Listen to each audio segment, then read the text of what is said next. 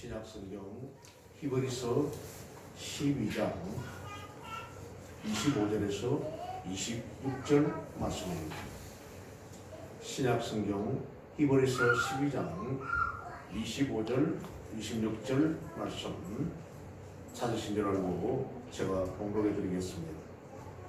너희는 삼가 말씀하신 일을 거역하지 말라.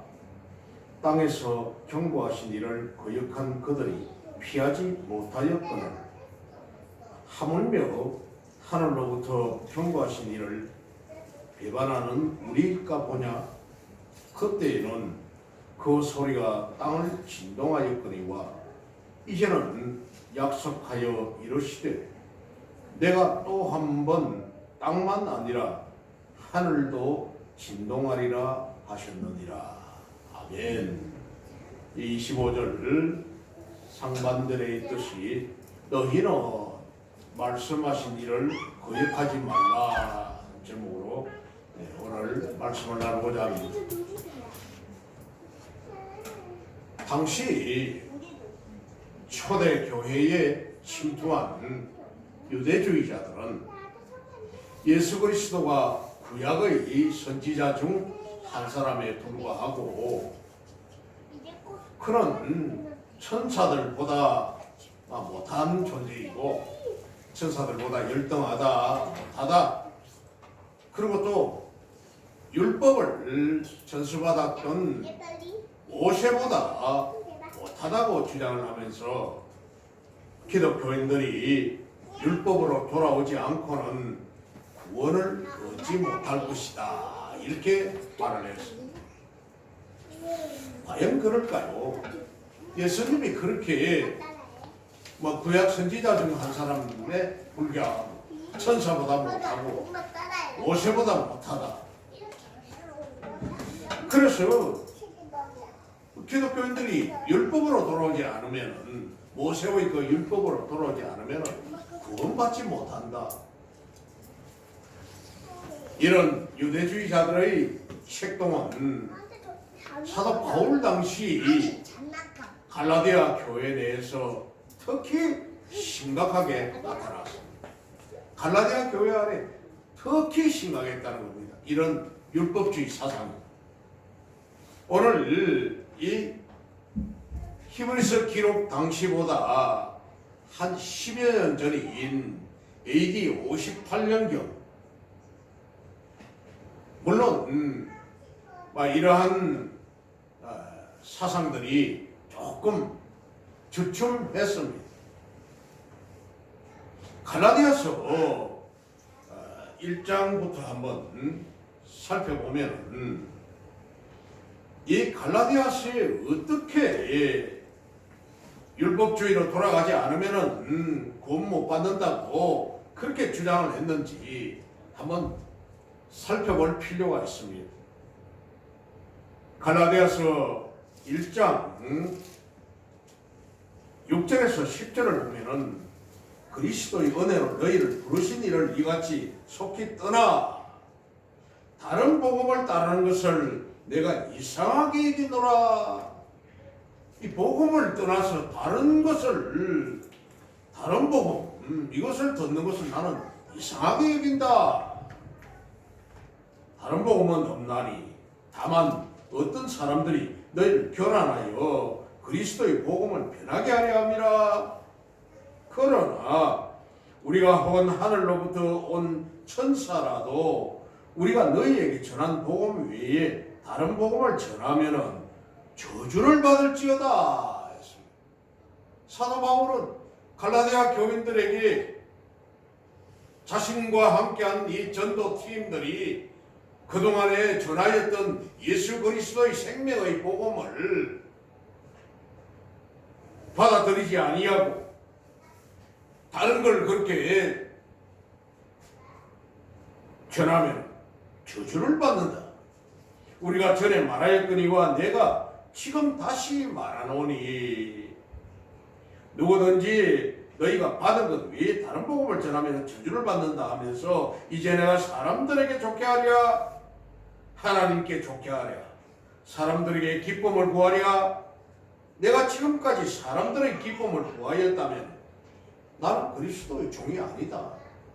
사람 기쁘게 하려고 안 했다. 사람 그들 마음을 내가 너희를 이 마음을 변하게 하려고 기쁨 주려고 했다면 난 그리스도의 종이 아니다. 갈라디아서 2장 16절을 보면은 사람이 의롭게 된 것은 율법의 행위로 말미암음이 아니요 오직 예수 그리스도를 믿음으로 말미암는 줄 알므로 우리도 그리스도 예수를 믿나니 이는 우리가 율법의 행위로서가 아니고 그리스도를 믿음으로써 의롭다함을 얻으려 함이라. 율법의 행위로서는 의롭다함을 얻을 육체가 없느니라. 614가지의 이 율법을 제정을 해놓고 제정한 자신들도 장로나 서기관이나 율법학자나 외인이나 이런 사람들이 자기도 못 지키면서 율법 만들어가지고 사람을 죄에 가두려고 오늘을 낳았다는 거예요. 20절을 보면은 내가 그리스도와 함께 십자가에 못 박혔나니 그런즉 이제는 내가 사는 것이 아니요 오직 내 안에 그리스도께서 사시는 것이라. 이제 내가 육체 가운데 사는 것은 나를 사랑하사 나를 위하여 자기 자신을 버리신 하나님의 아들을 믿는 믿음 안에서 사는 것이라. 그리고 21절 내가 하나님의 은혜를 패하지 아니하노니 만일 의롭게 되는 것이 율법으로 말미암으며 그리스도께서 헛되이 죽으셨느니라. 너희들이 말하는 그 율법으로 인하여 그리스도가 헛되게 죽었다. 또 3장 17절에는 내가 이것을 말하노니 하나님께서 미리 정하신 언약을 430년 후 약속을 헛되게 하지 못하리라. 만일 그 율법이 430년 후에 이집트의 그 노예에서 해방되어 팔레스타인 땅으로 가나안 땅으로 오게 된 그것이 만약에 뒤에 생긴 그 율법이 폐기하지 못하고 그 약속을 헛되게 하지 못하리라. 만일 그 율법이 율법에서 난 것이면 그러니까 출애굽한 이 사건이 있던 그때부터 시작하여 모세까지의 율법을 받은 모세까지 기간이 500여 년이라는 앞설 기간이 있었다는 겁니다. 그 약속. 만일 그 율법이 율법에서 난 것이라면 하나님 약속에서 난 것이 아니니라. 그러나 하나님이 약속으로 말미암아 아브라함에게 주신 것이라. 은혜를 준 복음이지 너희에게 율법으로 준 것이 아니다. 그러면서 또 5장 1절에는 그리스도께서 우리를 자유롭게 하려고 자유를 주셨으니 그러므로 굳건하게 서서 다시는 종의 멍에를 매지 말라. 율법은 초등학문이다. 통일성경에서는 가정교사의 초등학문을 전하는 가정교사다 이렇게 했지만 통일성경은 몽학선생이라고 했습니다. 아이가 초등학교에 들어가기 이전에 아이를 데리고 어릴 때에 그를 데리고 학교에 데리고 가고 또 학교에서 마치고 올 때 데리고 집으로 오고 가정에서 가정교사하고 하는 이걸 몽학선생이라고 했습니다. 이제 아이가 저리 스스로 공부하고 다 할 줄 알면은 할 수 있으면은 그때는 이런 가정교사 필요가 없는 겁니다. 그러면서 5장 13절에 형제들아 너희가 자유를 위하여 부르심을 입었으나 그러나 그 자유로 육체의 기회를 삼지 말고 오직 사랑으로 서로 종로로 살아 이렇게 말을 합니다.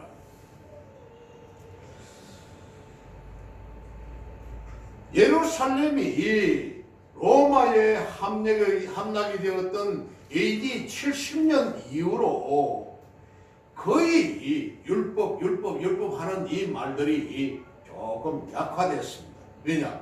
로마의 통치 안에 있었다 보니까.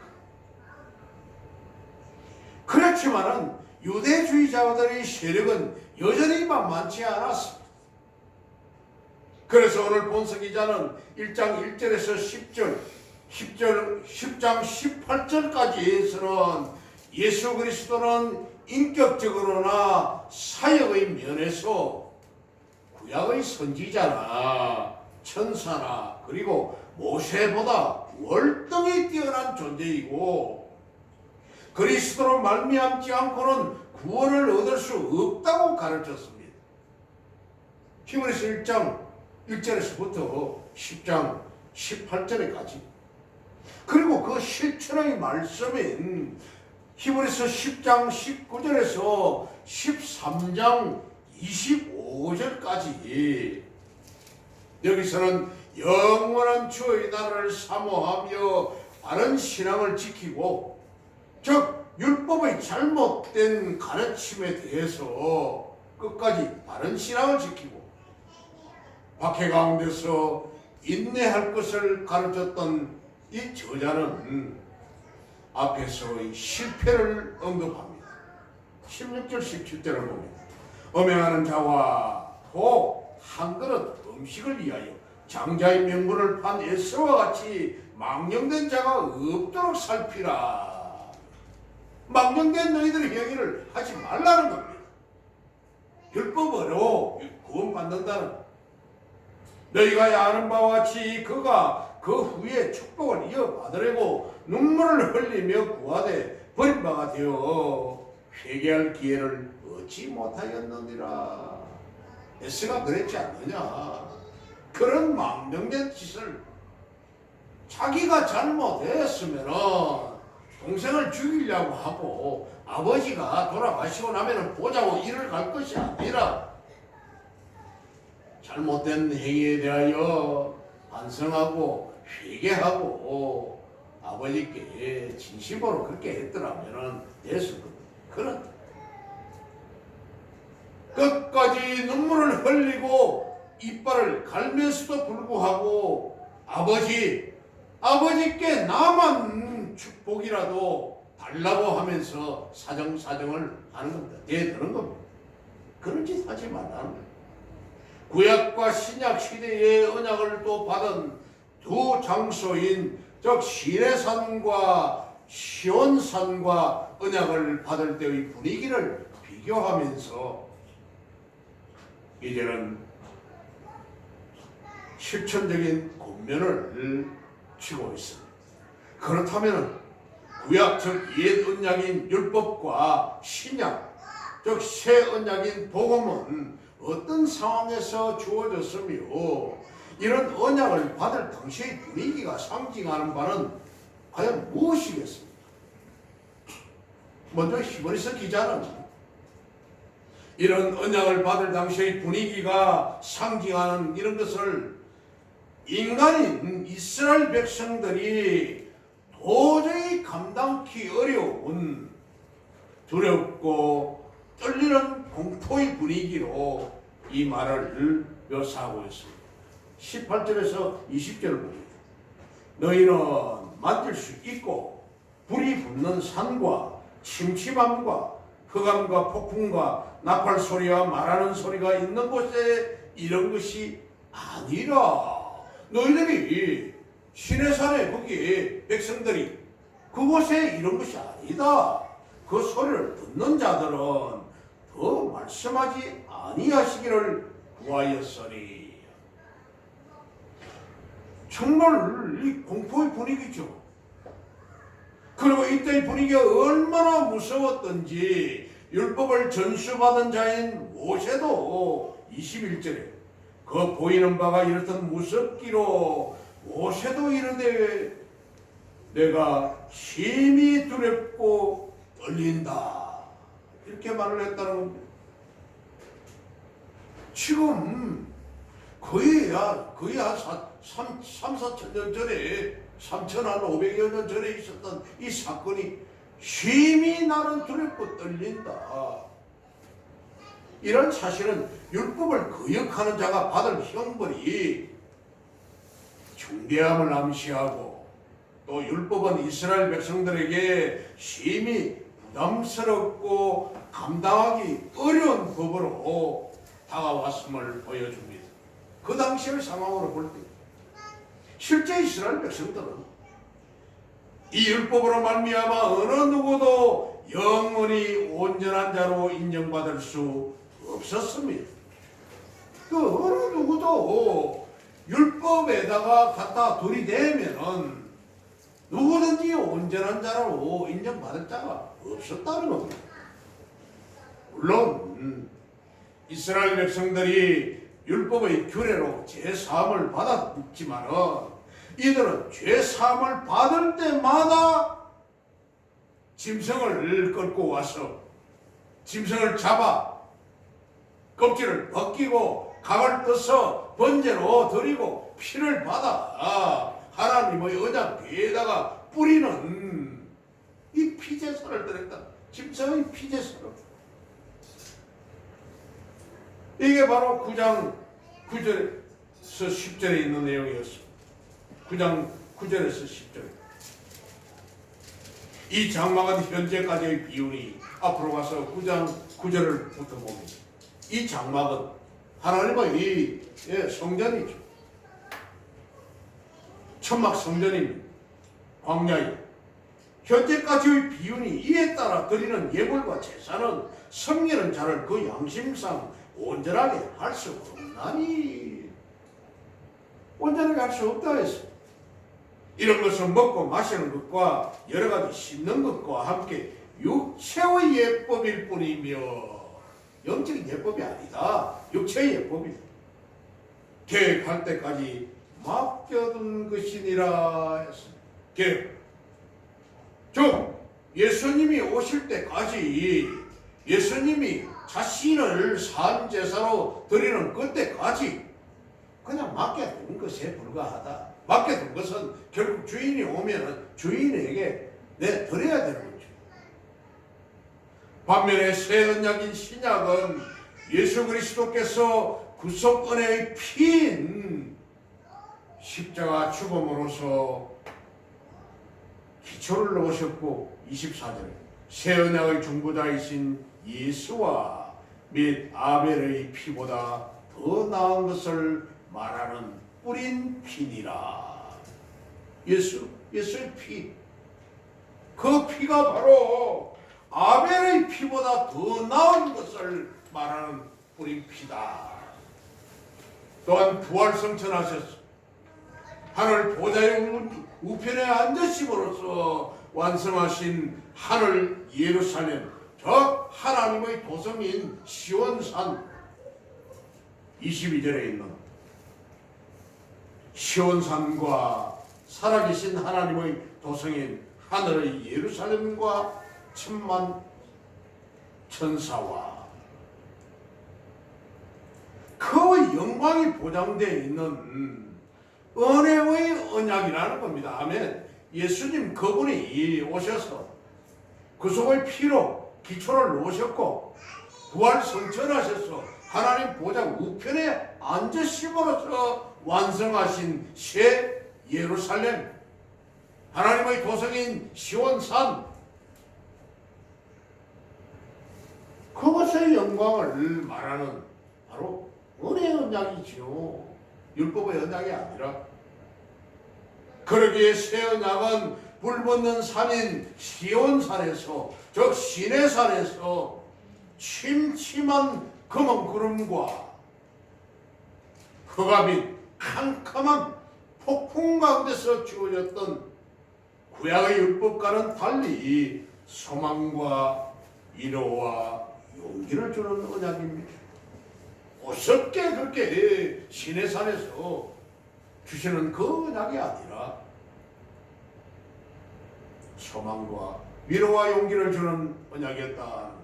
그래서 오늘 본서 기자는 로마의 박해와 유대주의자들의 회방 가운데서 안팎으로 고초를 겪고 있는 수신자들을 향해서 율법인 시내산과 복음인 하늘 시온산을 비교하면서 다시금 복음 가운데 굳건히 서기를 당부하고 있습니다. 아멘. 아멘. 예수님의 성육신 이후에 신약시대를 살고 있는 우리 성도들은 누구나 할 것 없이 하나님의 도성인 하늘 예루살렘의 시민들입니다. 아멘. 우리는 바로 하늘 예루살렘의 시민이라는 거죠. 참으로 구약 이스라엘 백성들보다 더 좋은 조건과 특권을 소유한 영적 이스라엘 백성된 우리 성도의 삶과 그 행실은 어떠해야 하는 겁니까?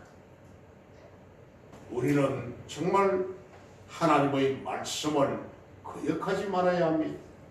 25절에 너희는 삼가 말씀하신 일을 거역하지 말라. 오늘 기자는 25절에서 여기서 말씀하신 즉 말씀하신 이라는 이 말은 헬라어로 랄룬타라고 하는데, 랄룬타 이 말은 현재 진행형입니다. 현재 말씀하신 너희는 삼가 말씀하신 일을 거역하지 말라 했는데, 이 말씀은 랄룬타라는 뜻인데 이 말이 바로 현재 진행형입니다. 지금도 계속해서 동일한 말씀을 반복하고 계신다라는 뜻입니다. 지금도 말씀하신다.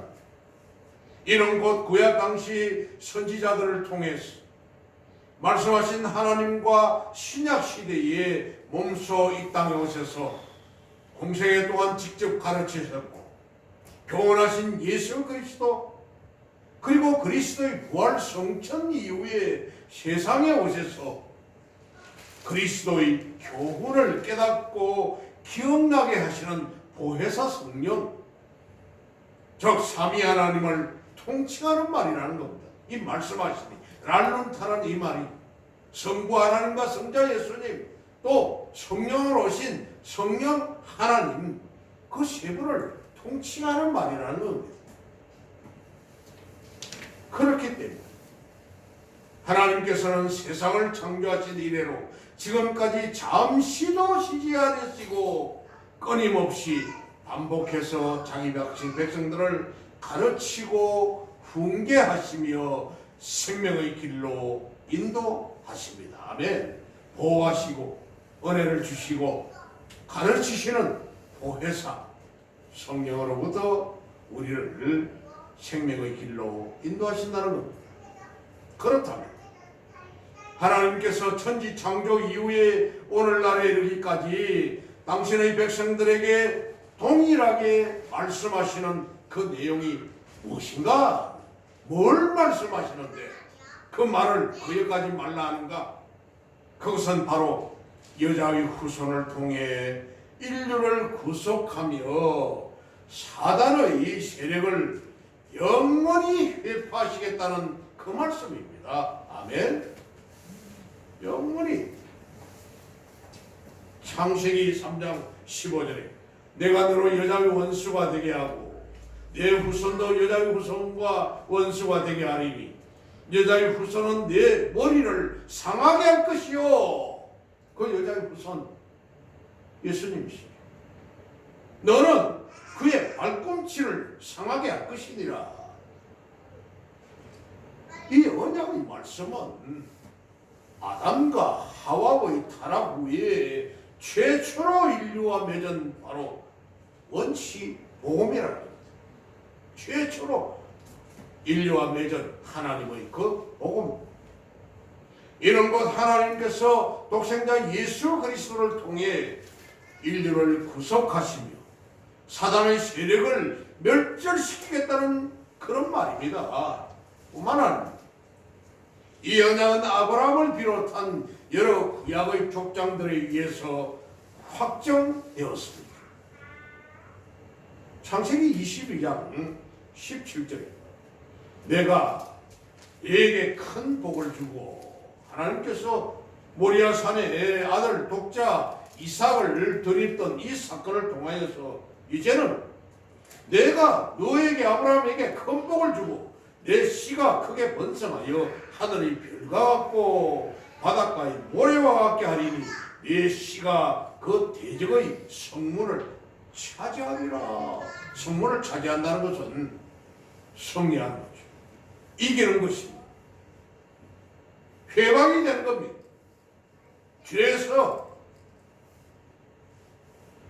율법 가운데서 여러 제도와 규례를 통해서 예시되었다는 겁니다. 이 말씀은 9장 9절에 9장 9절을 보면은 이 장막은 현재까지 비유라고 말씀을 합니다. 이에 따라 드리는 예물과 제사는 섬기는 자를 그 양심상 온전하게 할 수 없나니. 이런 율법적인 그 제사 드리는 그것은 온전하게 못한다. 또 10장 1절에서도 율법은 장차 올 좋은 일의 그림자일 뿐이요 참 형상이 아니므로 율법은 그렇다는 겁니다. 장차 올 좋은 일의 그림자에 불과하다. 즉 몽학선생 가정교사에 불과하다. 참 형상이 아니므로 해마다 늘 드리는 같은 제사로는 나아오는 자들을 언제나 온전하게 할 수 없느니라 했습니다. 그렇죠. 완전히 막 피제사 하나님의 그 성소 지성소가 피철감이 안 되겠습니까? 그러면 덕지 번제단에 그 기름때와 기름떡이 그 금댕이 정말 막 무참하게 볼 수 없을 정도로 그렇게 돼 있을 겁니다.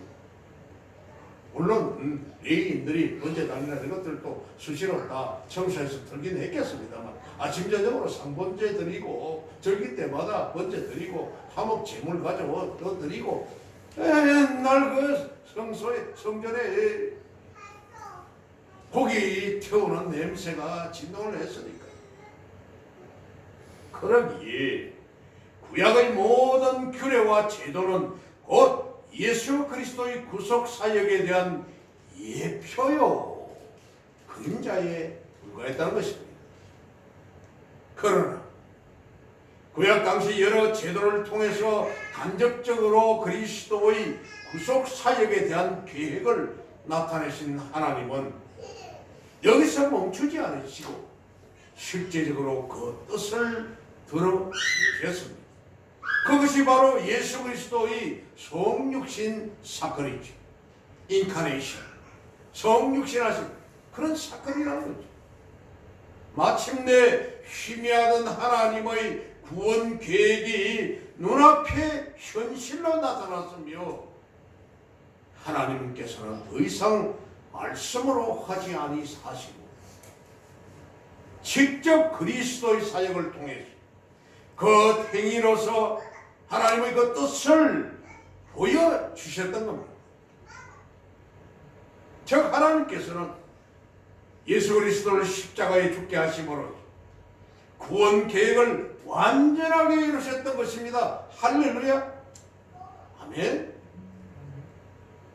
이렇게 함으로써 동정녀 마리아를 통해 태어나신 아브라함의 씨인 그리스도가 뱀인 사단의 머리를 상하게 하고, 즉 창세기 3장 15절 말씀과 같이 대적의 문을 점령하게 되리라는, 즉 죄와 사망의 권세를, 그 사단을 접어쓰고 이제 아브라함에게 약속하신 창세기 22장 17절에 내 씨가 하늘의 묵별과 같이 바닷가의 모래알과 같이 많아질 것이라는, 그리고 이 씨로 말미암아 정말 대적의 그 성문을 활짝 열어 차지할 것이라고 하는 하나님의 언약이 성취된 것입니다. 아멘. 뿐만 아닙니다. 하나님께서는 보혜사 성령을 우리에게 보내셔서 지금도 줄기차게 이 놀랍고 장엄한 성령의 복된 소식을 우리에게 상기시켜 주시는 겁니다. 바로 이런 기쁘고 복된 구원의 소식, 이 소식이 바로 하나님께서 창세 이래로 지금까지 우리 성도에게 주시는 들려주시는 그 말씀이라는 거죠. 오늘 제목과 같이 너희에게 삼가 말씀하신 그 말씀이라는 겁니다. 그래서 오늘 본서 기자는 바로 이런 구원의 말씀을 결코 거역하지 말라고 권면하고 있는 것입니다. 15절 중반을 보면은 땅에서 경고하신 이를 거역한 그들이 피하지 못하였거든 하물며 하늘로부터 경고하신 이를 배반하신 우리일까 보냐. 그렇다면 우리가 하나님의 구원 언약을 거역하지 말아야 할 구체적인 이유는 뭐냐는 거죠. 26절과 27절을 봅니다. 그때는 그 소리가 땅을 진동하였거니와 이제는 약속하여 이르시되 내가 또 한 번 땅만 아니라 하늘도 진동하리라 하셨느니라. 하늘도 진동하겠다 합니까? 땅만 아니라 또 이 말씀 한 번이라 하시면 진동하지 아니하는 것을 영존하게 하기 위하여 진동할 것들 곧 만드신 것들이 변동될 것을 나타내심이라. 우리가 한번 생각해 볼 필요가 있습니다. 신의 산을 온통 화염으로 뒤덮고 진동케 하는 가운데 모세를 통해 내려진 율법에 거역하는 자도 하나님의 형벌을 피할 수가 없는데 장차 하물며 하늘과 땅을 진동케 하며 새 하늘과 새 땅을 재창조하실 존귀하신 하나님의 아들 예수 그리스도를 통해 주어진 복음에 거역하는 자가 어찌 하나님의 심판을 피할 수가 있겠습니까? 결코 피할 수 없습니다. 그 하나님의 아들 예수 그리스도의 말씀을 거역하는 자, 참 때때로 저는 한 번씩 두려운 마음이 듭니다. 목사님 저도 두려운 마음이 드는데 자기 마음대로 신앙생활하는 사람들은 자기 마음대로 뜻대로 자기 생각대로 오고 싶으면 오고 오기 싫으면 안 오고 몸이 조금 지못하면은 아이고 제껴야 되겠다 교회 가봐야 마냐 그 말이지. 제대로 알지도 못하면서 얕은 신앙 가지고 참 이런 때문에 저는 두려운 마음이 든다는 겁니다. 장차 하늘과 땅을 진동시키고 새 하늘과 새 땅을 재창조하시며 또 존귀하신 하나님의 아들을 그 통해 주신 복음에 거역하는 자가 받을 심판을 생각해 보면은 정말 두려운 마음이 생긴다는 겁니다. 그러면 율법 시대에 사는 자보다 복음 시대에 사는 우리가 더 많은 하나님의 은혜를 받은 만큼 그래요. 우리가 율법 시대보다 우리는 더 많은 은혜를 받았습니다. 그에 따르는 책임 역시도 더 중대한 것입니다. 아멘. 그 책임은 더 중대하다는 겁니다. 더 큽니다. 구약시대에 그렇게 짐승이랑 곡식이랑 그렇게 아침 저녁 상번제를 드리면서 철저하게 지킨다고 했던 그 사람들도 하나님의 엄한 심판을 면할 길이 없었는데 은혜 복음의 이 시대를 살고 있는 우리는 얼마나 큰 축복을 받았습니까? 그래서 사랑하는 성도 여러분, 오늘 이 본서 기자는 25절 하반절 끝에서 이렇게 말씀합니다. 경고하신 이를 거역한 그들이 피하지 못하였거든. 구약 이스라엘 백성들도 피하지 못하였거든. 하물며 하늘로부터 경고하신 이를, 하늘로부터 경고하시니 그분 예수 그리스도 배반하는 우리일까 보냐 이렇게 말씀을 합니다. 그렇게 경고한다는 겁니다. 우리일까 보냐?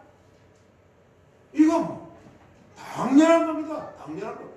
당위성, 우리에게 심판하실 그것은 당연한 줄 너희가 모르느냐 이 말입니다.